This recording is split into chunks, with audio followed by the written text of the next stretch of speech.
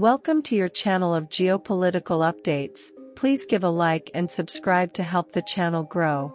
On today's show, we start with the news about the war between Russia and Ukraine. Let's say that another red line has been crossed.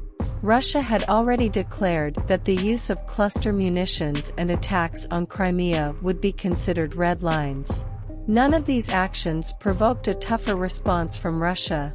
Now, the United States and the United Kingdom have announced that they will provide Ukraine with depleted uranium munitions. Depleted uranium is a waste product of the uranium enrichment process, which is used to produce nuclear fuel and nuclear weapons. It is about 60% to 50% less radioactive than natural uranium, but it is extremely dense and flammable. Depleted uranium munitions are used primarily to pierce armor. They are designed to penetrate enemy tanks and cause catastrophic internal damage, leaving any tank extremely vulnerable. There is no doubt that this weapon will make a difference on the battlefield.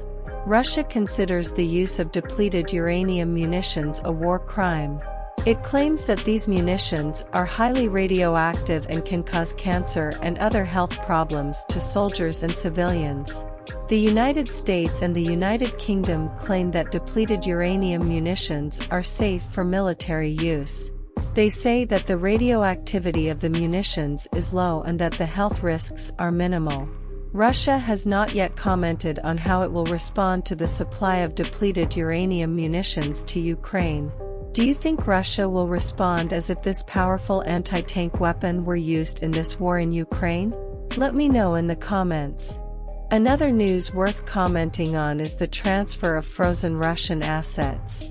It is estimated that around $300 billion is under U.S. protection, blocked and frozen by the Americans.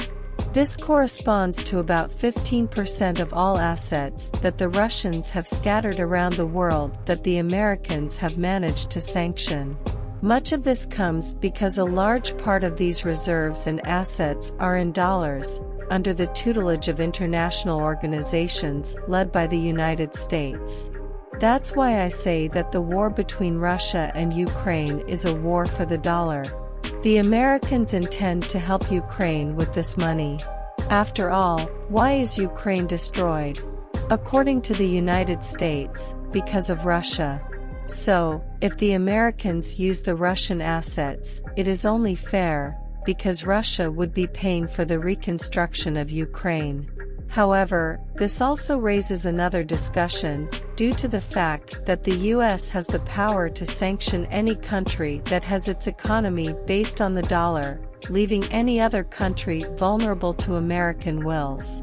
This gives more strength to the BRICS discourse on the importance of withdrawing the dollar as the reserve currency of their economies. To finish, another relevant news of the day is about the next G20 meeting.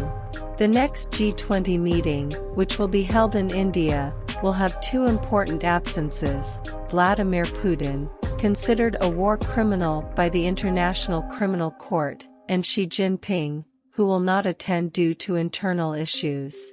The European Union sees this as an opportunity to expand its influence, especially in Africa, where some countries have been seeking to move away from Western economic imperialism. However, the Indian Prime Minister, Narendra Modi, seems to want to take advantage of the meeting to defend the interests of the global South.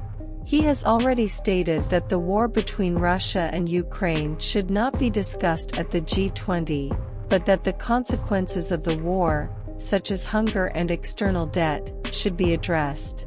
Modi also highlighted the importance of environmental issues, stating that developed countries must fulfill the promise to donate $100 billion a year to developing countries to preserve their forests. This is an old promise that has not been fulfilled to this day by developed countries, along with the promise of carbon credit to countries with large forests that has also not been fulfilled by developed countries. It is still unknown whether developed countries will be willing to fulfill the $100 billion promise in a time of economic crisis and war. However, Moody's position indicates that the next G20 meeting will be marked by debates about the priorities of the Global South. Do you think it is fair that developed countries help developing countries?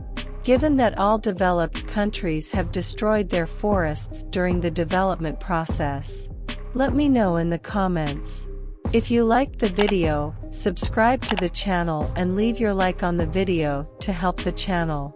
See you next time.